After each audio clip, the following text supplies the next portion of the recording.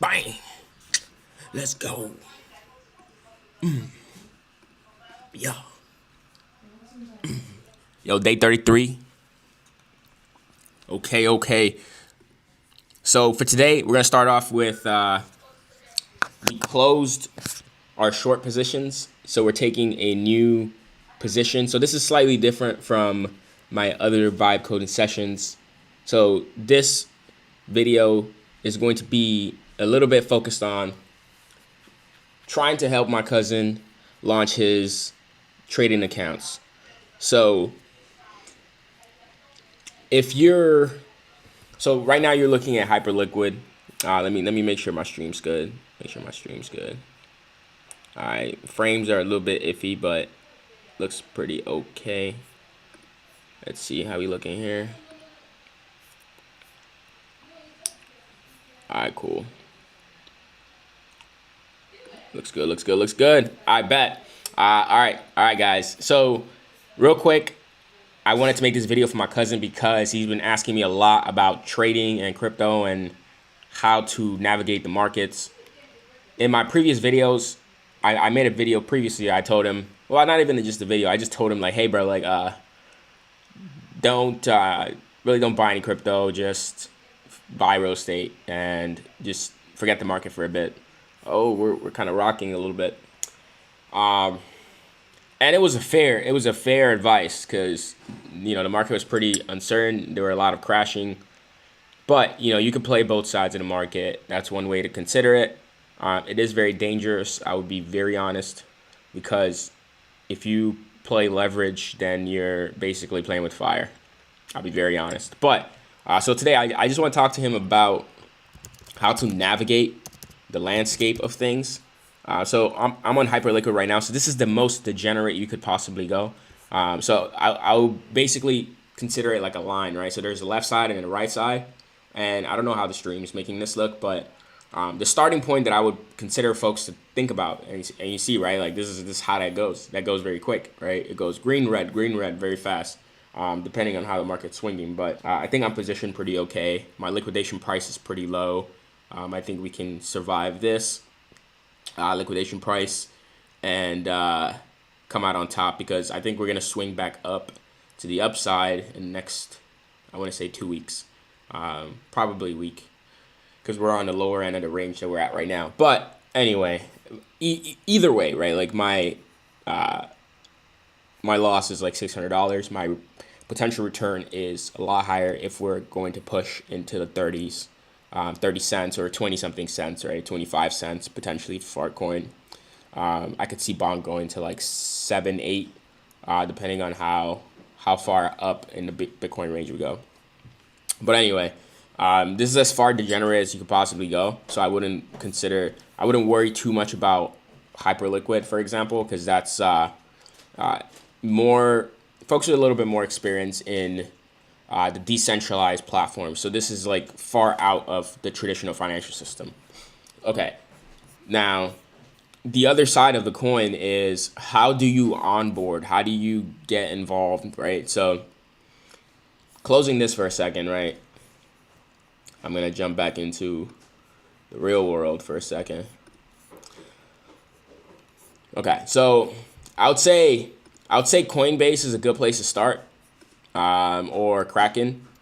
And the way you think about that is you just kind of need to, people think about it both ways. I mean, you could stay off chain or on chain. And what that means is a company like Coinbase will custody your assets for you. So they basically are a bank and they'll hold your assets for you. Or you could self-custody, which is basically owning your own wallet, but then you run the risk of, you need to make sure you keep the private key of that wallet. Usually it's like a hashed string, where it's like zeros and ones basically. You can store that, or it also translates into a 12-word phrase or 24 words phrase, and you can store that as well. But if you lose that, then no one can save you. Like, that's it. It's gone. Like, you can't call support like, hey, help me, I lost my thing. It's gone. But The benefit of that is privacy, and self custody is sovereignty. So you own your assets like all the way through. But then you do have to consider volatility, and that's where stable coins come in. So for anyone that's like wants to be involved but doesn't want to take huge risks, I would consider stable coins. So like USDC, for example, is a stable coin. USDT is a stable coin. They're backed by gold. So right now, there's the Clarity Act is going to pass in the legislation. They passed the Genius Act not too long ago, which kind of helped stabilize stable coins with banks. But then they're going to pass the Clarity Act very soon, very, very soon. That's more so going to be focused on the other digital assets as opposed to stable coins, because stable coins are a little bit more controlled now with U.S. treasuries. So I would say starting with stable coins is the way to go. Hold stable coins. You don't have to buy anything with it. It's basically a US dollar because it's backed by US Treasury. Now, the way you would think about this is you are holding some level of asset that you can expose into either higher risk or lower risk, right? And Hyperliquid is interesting because it's the everything market, and the most efficient company probably. They have like 11 employees, and it's actually quite insane how profitable they are as a company with a very low head count. But anyway, they allow you to buy pretty much any asset under earth. You can buy gold, you can buy silver, you can buy stocks, you can buy crypto, all on chain, which never really existed before, but is starting to be a thing. So we're gonna slowly start seeing a lot of things move on chain, especially with all the AI agents coming up. X402, it's basically all these people spawning agents. Agents need a way to transact on the internet, and the current financial system can't really support that because it's not transparent enough, it's not open enough, it's not always on, and we need a system that can kind of handle that, the bandwidth, right? So I don't want to go into too many rants, but essentially I would say go on Coinbase or Kraken, just get stablecoin. And when you get stablecoin, I would just transfer to like Phantom. So Phantom, I think, is a starting point. And the reason I say Phantom is a starting point is because you just are on chain, right? And you have to be on chain, honestly. The only way to get on chain is from like a custody, like Coinbase or Kraken. But if you want to play the game, then you need to be on chain. And to be on chain, you need a wallet. The easiest wallet I could recommend is Phantom. When you have Phantom, then you could do a lot of things, right? So there's so many chains that exist. There's Bitcoin, which is the first chain. There's Ethereum, which is another chain. There's Solana, another chain. Hyperliquid, another chain. Like, there's tons of chains. Ethereum even has layers on top of it, right? So Ethereum has Arbitrum on top of it. Robinhood is creating a new chain on Ethereum. Tons and tons of chains exist as a layer 2 on top of Ethereum, for example. So there's the concept of bridging, right? So you can go from Bitcoin to Solana to Ethereum through something called bridges. So if you want to bridge assets, there's a platform called dBridge, right? So you basically go here and you can transfer like assets in real time. And the reason I like this is because it's like, if you're transferring money in a bank, it takes 3 to 5 days to move money. Now consider this, right? Let's say the market's crashing and you want to make a move. You want to buy because it's like it's an extremely good opportunity to buy at a very good price, right? And you need to be liquid in that moment in time. You're not liquid. You can't do anything because banks are like closed, or even if they're open, it's like they're gonna ask you, why do you want to get your money, right? Like, have you ever gone to a bank and you want to withdraw money? They're like, oh, why do you need this money? Why do you need so much money? Like, why do you care, right? Like, all those things are kind of stupid. But right, bridging is like, you don't need to ask anybody if you want to move your assets from one wallet to another. You own both of the wallets that you're moving between. So basically, you're your own custody. You're your own thing. You control how your finance moves. in real time. So dbridge, I would say, is how you move assets. So let's say Coinbase kind of abstracts this concept too. So let's say you go on Coinbase, you get $1,000 USDC, and so let me see. Actually, I'll just jump on Coinbase. This is gonna be a confusing video, bro. I'm sorry, but the whole concept is already confusing, to be honest. So you go on Coinbase, you load up USDC. Let's see if I can get in.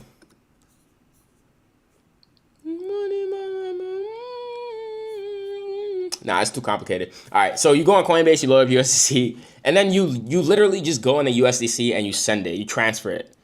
You choose what chain you want to transfer to, because USDC exists across all chains. So USDC is on Ethereum, it's on Solana, it's on all the other chains as well. So you have to choose what chain you want the USDC to land in, and you got to confirm your wallet, right? So you confirm your wallet, you send it, it goes to your Phantom, for example, if you choose Solana, right?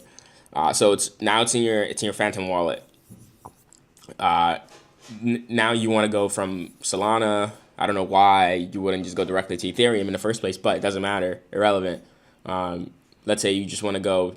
Now you want to bridge from Solana to Hyperliquid because you've heard about Hyperliquid. You're interested. So you would basically go to dbridge and you'll choose like the chain you want to come from, Solana, and here it's actually not as intuitive as you would think, right? So if you want to go to Hyperliquid, I wouldn't choose Hyper EVM. What I would actually do is go to Arbitrum, because on Hyperliquid has a layer 2 on Ethereum through Arbitrum. So it's not as intuitive as it seems. But if you want to go to, you could also go directly to Hyperliquid. But I think the way that most folks do is Arbitrum USDC, and then you deposit your Arbitrum USDC into Hyperliquid, and you basically can trade there. But Hyperliquid is a slippery slope. Be careful there, especially with longs and shorts. But I mean, I think the biggest thing to get out the way here is just getting on chain, which is if you're custodied with Coinbase or Kraken, I would start learning how to manage my own wallet. And I would learn about bridges. I would learn about the different chains that exist. You could start with just Bitcoin, Ethereum, Solana, and Hyperliquid. Now, there's not much going on in Bitcoin. Bitcoin is a very slow-moving asset. It's honestly for boomers. It's like for the OGs, the old heads. Like they kind of started the wave, but there's not much innovation. It's on purpose. Like it's not supposed to be the flashy new things, right? It's just supposed to serve the purpose of shining a light on self-custody and sovereignty, financial sovereignty, like being your own bank. That's the concept. But of course, price is going to change, but narrative is also going to change, right? Like for right now, like you would hear everyone hates crypto. 6 months from now, 12 months from now, a year from now, the narrative is going to change. The narrative follows a price. It's not the other way around. So the sentiment that you feel is not like it's based on the price. But when the price changes, people change their tune, right? If crypto's at an all-time high, everyone's going to be excited and be like, oh, this is the best innovation ever. If it's at the all-time low, people are going to say crypto is a scam. It sucks. I've seen this cycle like 3 times over. The first time I got involved was in 2017. I saw the bear market in 2018. People said it was a scam. And then 2019, 2020, everyone changed their tune. It was like, oh my God, no way. Like we're innovation. 2022, same thing happened. Everyone's like, oh, this thing's a scam. FTX happened, right? Sam Freeman Bank went to prison. And then 2023, 2024, everyone's like, oh my God, no way. Trump started running and saying like he's going to be the crypto president, whatever. Everyone was so bullish, like, oh my God, the best technology ever. We're finally going to change the world with Bitcoin again. And 2026 comes about. Everyone's like, oh, it's a scam again, right? So we're going to see that happen. The cycle is going to continue. Bitcoin's been around since 2008. It's gone through that 4-year cycle every single time so far. It's followed the same exact thing. Honestly, what Bitcoin really is, it's math. It's literally just math. If you math the chart, it's literally math. And Fibonacci sequences, it's literally like an oscillation, right? So if you look at the ocean, when you throw like a rock on the water, you see a ripple effect, and that wave that's being transferred of energy, it's just oscillating. So it's very interesting as a phenomenon, but I'll leave a note there. So right now I'm gonna switch gears a bit. I think you can't learn everything in one day. The big things I would say is start thinking about how to get on chain, how to go from Coinbase, Kraken, or any other custodial systems into like on chain, and then also find people that kind of talk about ideas. You don't have to trade. I would say you don't really have to trade. You just kind of have to think about the concepts. Think about people that are working in the industry, what they're doing. It's gonna be here for a long time. So if you're interested, you want to learn, surround yourself with people that are thinking about it. Anyway, okay, I'm gonna close this. Switch gears. I gotta get into my mode for today. So make sure this is good.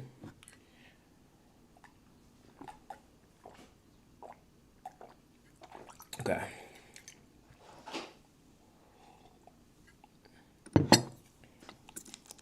All right, one thing I was gonna do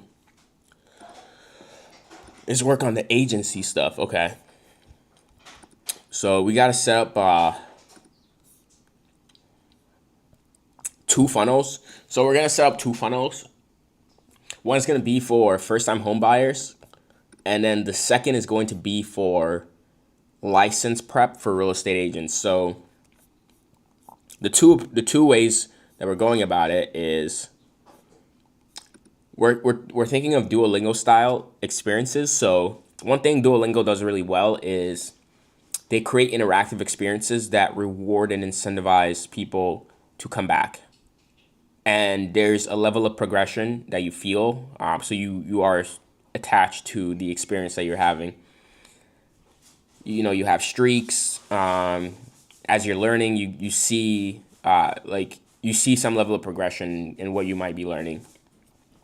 So I'm considering something along those lines. So especially for real estate agents, it's when I was first getting my license, the approach is you join a school. It's usually a digital school, and you read like a bunch of documents, and you take quizzes in between to make sure like you're following what's going on. And you're trying to track your progress over time. They track your progress as well. They let you know how many hours you've spent and how well you're doing on the quizzes. So like you're prepared for an exam, right? So they give you a certificate at the end of it, and they say, hey, good job. Some schools are recognized, some digital schools are recognized by the state, and then once you finish your courses and the state receives it, then you can apply to take an exam. And then when you pass the exam, then you can get a license approved by the state. Not just approved by the state, but given by the state. But before you take the exam, my experience was like, okay, I've done this digital school, but I want to take like practice exam type of scenarios with other entities, other questions from other people that is not just the school I went to, because what if like my school forgot something, right? Like that was my thought process, but I wanted to try taking other prep exams. So that was the approach I took, and did that for a while, and then eventually felt like I was ready to take the actual exam, right? So that's one thing we want to test demand right now. So we're not gonna get married to any ideas yet. It's still too early, and we've done that in the past where we invested too much time up front and didn't see enough return. So the approach this time is going to be validating demand, So what we're going to validate here is there enough demand? We're going to start at Illinois. Is there enough demand of new agents that are looking for resources to help them prepare for getting their license? So we're going to do that with a 2-minute diagnostic. So this is what this looks like right now.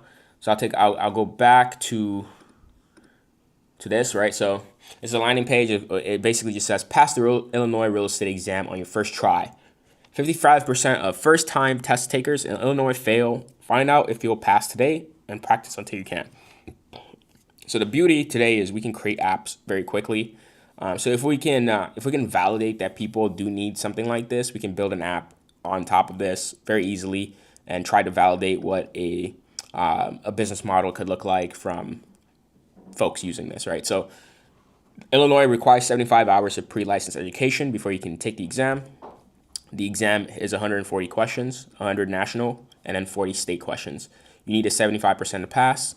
The exam is $58, and each failed attempt costs you time, costs you money, and it's just annoying, right? So that's the concept, right? So it's gonna cost you money, it's gonna cost you time, so you don't want to get this wrong. So if you fail, then you got to pay again. But then not just that, but you're gonna have to sit through another 140 questions, and that's just a lot of time. So we're gonna try to validate if there's enough meat on the bone here. There's enough demand from folks that will pay some amount to help them get ready for exams or get their license, right? So, but before we get there, we want to understand what is really happening. So the first thing we're going to do is give a free 2-minute diagnostics.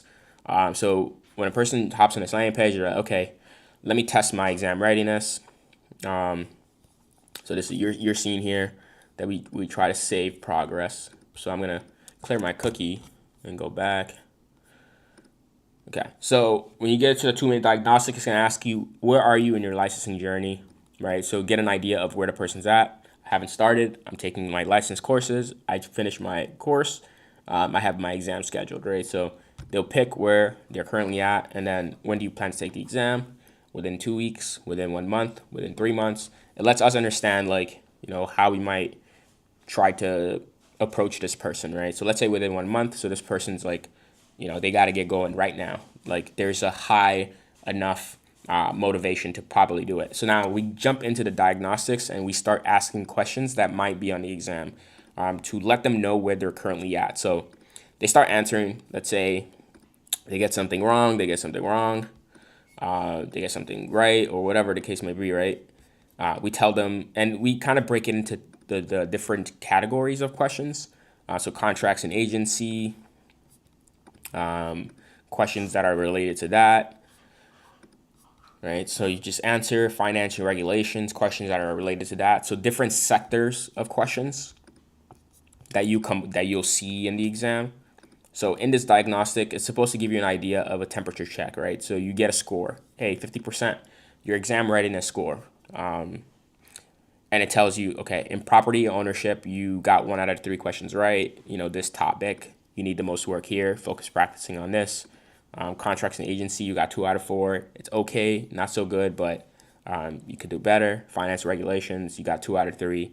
Do better. So now the call to action from here is, challenge a friend so you can share with a friend. So we want to get some level of, I wouldn't say virality, but like shareability is probably what I would say. And then the second piece of it is like trying to convert this person from a visitor to a registered user. So we're going to say, save your score and start practicing. So we're going to help you practice. So I'm just going to hop in here and say, Eli test, right? Save and start practicing. You say, okay, you're all set. Your score has been saved. Start your daily practice to build exam day confidence. Okay, start daily practice. So you see here we have the streaks system. So the 0-day streak. We're going to keep track of how often you're practicing for this exam. So you can practice right now, right? We're going to give 5 free questions every day to help you build like that streak. But if you want to practice more, that's where we kind of get you to get going with getting into like a paid plan potentially, but we're not there yet, right? We're not gonna go invest in building out this whole paid plan. So once you take your diagnostic for the day, right, it gives you your score. You got 2 out of 5, 1 day streak. Great start. Come back tomorrow to keep it going, and it tells you what you got right, what you got wrong, what types of topics you need to think about. You go back to your dashboard, you see like the progress you're making across the different topics, right? And then we have badges that you can earn. And you see right here, you've used all 5 free questions today. Come back tomorrow or continue your streak, or upgrade for unlimited practice. And then we'll have the upgrade at the bottom for you to go ahead and upgrade. But right now, we're not worried about that. We just want to validate, is anyone even going to get this far? Is anyone going to be interested enough in trying to get a streak? And is anyone going to be interested enough to want to get the unlimited practice, right? So once we validate those things, then we'll go ahead and push on getting the unlimited practice and building out this thing into something more interesting, probably even an app that's a mobile app, so you can actually have an experience within your phone, so you're not jumping into the browser, right? So, but before we overinvest, right, that's one thing I talked about earlier. You want to validate demand, so we're not going to overly invest without understanding what the dynamics of demand looks like. All right, so that's what this looks like with the license prep. So we're going to run some ads to this flow to test what the demand looks like. The second one, before I jump into advertising stuff, is first-time home buyer. And this is actually a double whammy for me because I am a licensed real estate agent in Illinois. So if I do find folks that are first-time home buyers, I can actually work with them in real life. So that's actually interesting. So it's not just a digital service application that could exist. It could also be real people that I get to meet. So the first question here is, are you actually ready to buy your first home in Illinois? Most first-time buyers discover critical gaps too late. After they've already fallen in love with the house they can't close on. Find out where you stand in 90 seconds. Right? So it's a questionnaire. It's like a quiz to help you start thinking about the process, start thinking about where you're at, things you need to think about, things you haven't thought about yet. So it's very easy. It says 45% of first-time buyers underestimate closing costs by $10,000. Very true. A lot of people walk into real estate deals underestimating what to expect. I noticed firsthand. I've been through many real estate transactions. Not many, but I can count on one hand. But enough to not make the same mistakes twice. Illinois has the second highest property tax in the U.S. Are you factoring that in? True. Factual statement. IHDA offers up to $10,000 in down payment assistance that most buyers don't know about. Very true. There are lots of grants and programs that exist that can help you with down payments. Now, there is a caveat to this, right? There's no such thing as free money. It always works itself into the deal somehow. So you just need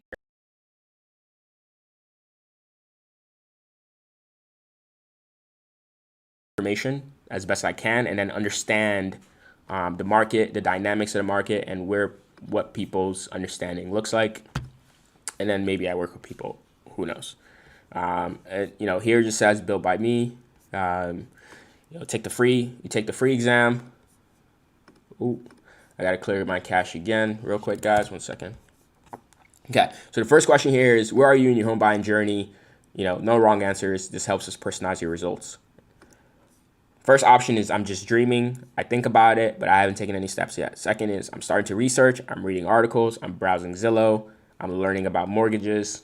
Third is, I'm actively looking. I'm visiting homes. I'm talking to agents. I'm talking to lenders. Fourth is, I'm ready to make an offer. I found a place and I want to move fast. You make your choice. What best describes you? First-time buyer, currently renting. I rent and I want to transition to owning. I'm buying again. So you bought before.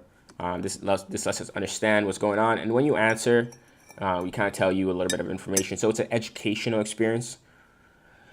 So we want to give and take. So we're not just asking you for information. We're also giving you something back in return. So you say, I'm a first-time buyer. It says, hey, good news. First-time buyers qualify for special loan programs with as little as 3% down. If you say I'm currently renting, it says the average Illinois renter pays $1,400 a month. That same payment could cover a $250,000 mortgage. Next is buying again. It says, hey, welcome back. You're experienced. Okay. So you go through this, it asks you more questions. Have you been pre-approved for a mortgage? You say no. It says, oh, did you know you're more likely to, 3 times more likely to get an offer accepted if you have pre-approval? That's true. If you don't have pre-approval, agents do not take you seriously. So you need to know, where you're at. And some people notice it's very intuitive for some people, but some people don't. And that's what is interesting about markets. There's a spectrum, and you don't know where people are at. You make your own, with your own perspective, you think that's reality, but really we're all living in our own bubbles, and we don't know what the truth really is until we ask questions to other people. Next, right? Do you have enough saved for a down payment? Yes, no, not sure, right?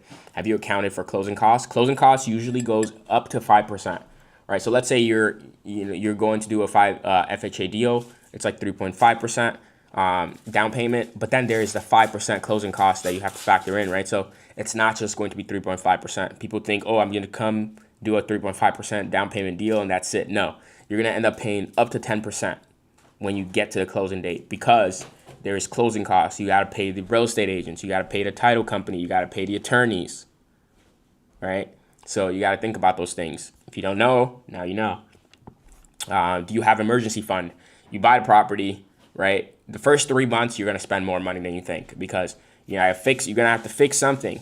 And usually maybe if you catch it at inspection, you could work with the owners to try to, work it into the deal somehow, or get them to fix it before you buy it, whatever the case may be. But you do want to have a 3 to 6 month buffer, outside of your closing cost money, your down payment money, to make sure you can take care of the property when you do acquire it.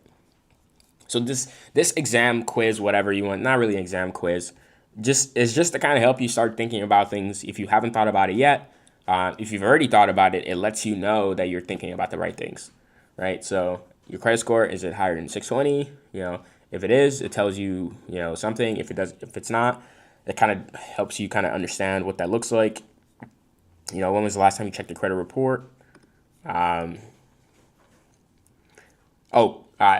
Have you checked your credit report for errors in the last 6 months? So credit reports sometimes hold errors. I've actually once before asked the credit union folks, or the Experian and Co. to remove a check on my credit because it was a false check. So there are some errors that do come up in your credit score, and you could ask them to make the changes. You just need to send a letter, and it's pretty easy.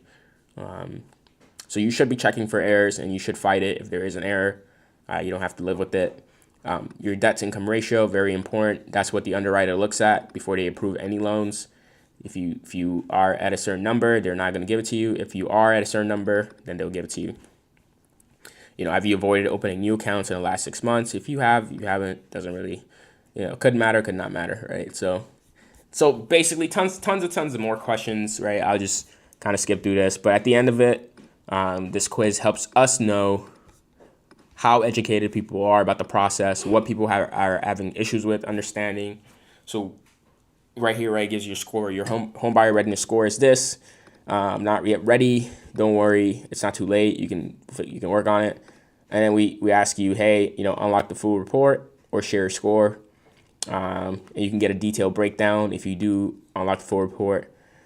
So that's how we collect information. So our goal is to collect people's information so we can take the scores and the knowledge that we collect from them and transfer it to a person. So it's like, okay, not only do we have this information, but we know who provided this information as well. So we can do things with that, right? It's like we could either have a conversation with you, or we just know you're a real person. So for example, I'll jump in here and say Elijah Test. And this gives me an opportunity as a real estate agent as well to reach out to them and say, hey, I'm licensed in Chicago. If you need some help, I'm in this area. If you want to check out properties, et cetera, you can reach out to me and I can help you. So this gives you a detailed breakdown of exactly what to think about, the things that you urgently need to fix. gives you a plan, and then there's a free consultation at the bottom where you can schedule a time with me. Right now this doesn't work actually. So you'll be able to schedule some time with me and we can talk for like 15 minutes about what you're trying to do and what type of help you might need. And I'll take a look at the plan that the questions you answered and think about how to help you kind of navigate it. But these are 2 parallel demand tests I'm gonna run right now. So I'm gonna launch some ads for it and see like how people kind of go through the flows, what types of questions they answer, and where people are at. And when this kind of starts to take shape in either direction, either it's continue or kill, right? So that's the process we've been taking so far. This is day 33. We've killed a lot of ideas so far from low demand. So we're gonna validate these 2. These are really interesting to me, so I think I'm optimistic to see how these would go. So I'm gonna end this one here. This is gonna be the next test, the next stress test of the flows, and we'll learn a little bit more about what types of services that would be valuable to offer. Okay, day 33. Catch you on the next one. Peace.